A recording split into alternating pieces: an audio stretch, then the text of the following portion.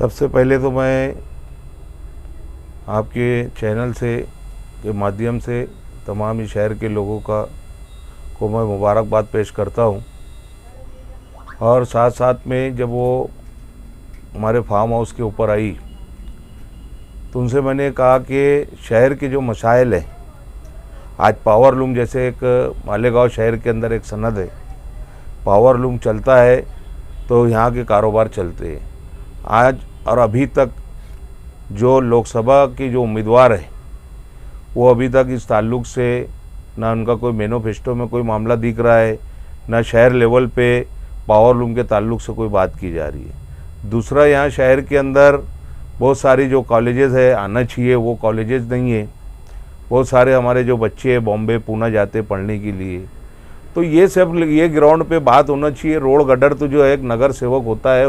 वो नगर सेवक लेवल का काम है, गटर रोड का तो बोलना नहीं चाहिए। शहर को वो क्या दे सकते हैं, क्योंकि आज पूरे देश के अंदर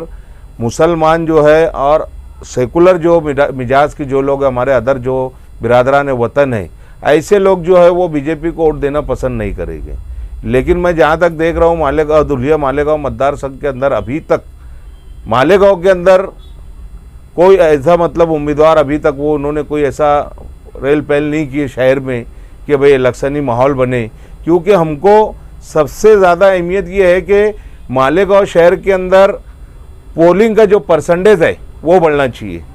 उसके लिए जो कार्यकर्ता है, वर्कर है, जो यादी बनाने का काम करते, वो लोग ऐसे जो एक्टिव लोग हैं उन लोगों की टीम खड़ा होना चाहिए। और ऐसे नौजवान बच्चे जो मतलब शहर का जो परसेंटेज है कम से कम 80% पोलिंग होना चाहिए मालेगांव शहर के अंदर, जब जाके कई कांग्रेस का उम्मीदवार मालेगांव धुलिया लोकसभा मतदार संघ से चुन के आ सकता है। मैंने ये कहा कि भाई हमारे धुलिया लोकसभा मतदार संघ में जो हमारी 1 से 1.25 लाख वोट है शाह बिरादरी की, और हमारे पिछले 2015-16 से हमारे कास्ट सर्टिफिकेट और वैलिड का जो मसला रुका हुआ है, तो उसके ताल्लुक से हमने चर्चा की कि हमारे पीछे से जो मतलब डॉक्टर फारूक साहब चुन कर आए धुलिये से, वो इसके अंदर जद्दोजहद कर रहे हैं, लगे हैं, और अभी तक ये काम नहीं हुआ है। तो अब ये चाहते हैं कि भाई हमारे जो समाज है, और वो समाज तो सेकुलर माइंड को वोट देने वाला है, कोई तो बीजेपी को वोट देगा नहीं। इसलिए हम तो उनसे यही गुजारिश की है कि भाई अगर अल्लाह ने और भगवान ने अगर आपको उसमें कामयाबी दिया तो हमारे समाज के लिए आप बेहतर काम करेंगे, ऐसी उम्मीद है आपसे। और उन्होंने भी ऐसे हमसे वादा किया कि अगर मैं इस चीज़ में आ गई और नहीं भी आई तो भी तुम्हारे समाज के लिए मैं जब भी मेरी ज़रूरत पड़ेगी मैं आपके साथ खड़े रहूँ। नहीं, फिर आपके इल्मों में नहीं है मंसूर भाई, पीछे 8 रोज़ पहले यहाँ डॉक्टर फारूक साहब एक प्रोग्राम में आए थे मंगनी के अंदर, तो उन्होंने एक जगह प्रोग्राम में उन्होंने बाकायदा मीडिया के माध्यम से उन्होंने बाकायदा ईद की मुबारकबाद पेश की। और साथ साथ में काम की बुनियाद में अगर आप बोलेंगे तो सबसे बड़ा उम्मीदवार आज डॉक्टर फारूक साहब है, क्योंकि धुलिया लोकसभा मतदार संघ में सबसे पावरफुल आज आमदार वही है जो उन्होंने इतना आज 9 से 1000 करोड़ रुपये का काम आज धुलिया के अंदर चालू है उनके 5 साल कार में। तो उन्होंने भी उस रोज़ यही बात कहा कि भाई अवैसी साहब को हमने भी मना किया कि यहाँ पे कोई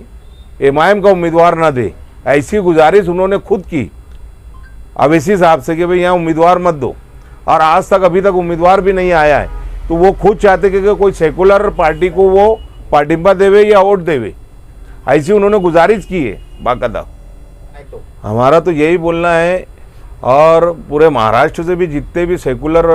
पार्टी के जो जितनी भी तीसरी अगाड़ी के लोग जाए वो एनआरसी, जैसे अभी हमारे बाजू में ये बंगाल में हमारे वो भाई ने बोली, क्या नाम है उनका, ममता जी ने बोले कि भाई हम एनआरसी और वो सीए लागू नहीं होने देंगे। इसी तरीके से महाराष्ट्र के भी जितने भी एमपी चुनकर जाए सेकुलर पार्टी के, तो ये वहाँ पे हमारे लिए ये एनआरसी और सीए के लिए वो लड़े, यही हमारी गुजारिश है यहाँ के जो उम्मीदवार है। पहले तो वो उन्होंने ये चीज़ को नहीं लेना चाहिए, उन्होंने बहुत सीरियस लेना चाहिए, क्योंकि पीछे अमरेश भाई जो है बहुत कम वोट से पहली टाइम जो है वो कुछ 16 या 17 हज़ार वोट से हारे थे वो, और आज वही कंडीशन है। आज कांग्रेस की पोजीशन बेहतर है जब से, है ना। अगर वो ऐसा नज़रअंदाज करेंगी जहाँ पे अगर ऐसा है तो वो नुकसान उठाएंगी। उनका जो भी 10 साल रहा तो उनके खुद के मतदार संघ में जहाँ पे उनको जो मतलब वोट का परसेंटेज मिला है, मालेगांव शहर में तो नहीं मिला है, लेकिन आउटर में बोलो और तुम्हारे सटाना लो, बागलान में लो, धुलिया, इधर जहाँ पे भी तुम देखेंगे इनको अक्सरियत मिली, वहाँ से उनकी मुखालफत उठ रही है ना उनके ताल्लुक से। तो आखिर में यही एक पैगाम के मालेगांव शहर के लोगों को कैसे लोगों को वोट देना चाहिए और किस बुनियाद पर वोट देना चाहिए, यही पूरे देश के अंदर जो माहौल चल रहा है, जो नफरत फैलाई जा रही है, उस बुनियाद पे जो तीसरी अगाड़ी के जो भी उम्मीदवार है, जो हमारे उलमाए कराम ने देवबंद से और ऊपर से जो उन्होंने ऐलान किया, अनाउंसमेंट की है कि जहाँ पर भी बीजेपी की जो सीट है उसको गिराने के लिए, चाहे वो समाजवादी की पार्टी का उम्मीदवार हो, चाहे वो तीसरी अगाड़ी का शिवसेना का हो, चाहे वो कांग्रेस का हो, चाहे राष्ट्रवादी का हो, उसको वोट करना चाहिए। ऐसी अपील हमारे उलमाए कराम ने की है और हम उनकी हिमायत है और उनकी हिमायत पे हमारी हिमायत है। पूरे महाराष्ट्र भर में तो हमारे कम से कम 20 से 25 लाख लोक संख्या शाह बिरादरी की, 1 लाख ये धुलिया लोकसभा मतदार संघ में हमारे बराबर 1 लाख से 1.25 लाख वोट जो है धुलिया मालेगांव मतदार संघ से है, क्योंकि धुलिया और मालेगांव में 20 से 25 हज़ार वोट है, धुलिया के अंदर 15 से 20 हज़ार वोट है, दुंडाइचा है, नामपुर है, सटाना है, हमारे सब ये जो है सीनखेड़ा है, सब वहाँ पे हमारी बिरादरी के लोग हैं। पूरे महाराष्ट्र के अंदर हमारी 20 से 25 लाख वोट है शाह बिरादरी की। तो ऐसे में तो हुकूमत को रियासती सदर आप होने के नाते आप लोगों को ऐलान करने चाहिए कि एक नुमाइंदा, एक उम्मीदवार शाह बिरादरी का दे दो, मगर कांग्रेस ने मुस्लिम उम्मीदवार नहीं दी तो शाह बिरादरी का क्या दे? सही बात है, लेकिन अब ऐसा है कि हालात है,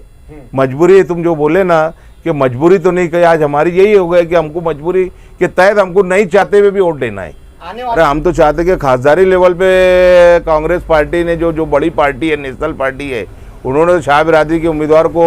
टिकट देना चाहिए, नुमाइंदे को। इसके लिए आप आगे कोई कोशिश करेंगे? इंशाल्लाह आने वाले वक्तों में इंशाल्लाह जैसे आमदारी के लिए किए थे, इंशाल्लाह आने वाले वक्तों में खासदारी के लिए भी करेंगे इंशाल्लाह। शाह बिरादरी की क्या कारकर्दगी अभी हालिया दिनों में जारी है? हालिया दिनों में तो यही है कि अभी हमारा जो अभी एडमिशन के ताल्लुक एडमिशन के मामला है और हमारे जो कास्ट सर्टिफिकेट और वैलिड का सबसे बड़ा अहम मसला है, क्योंकि अभी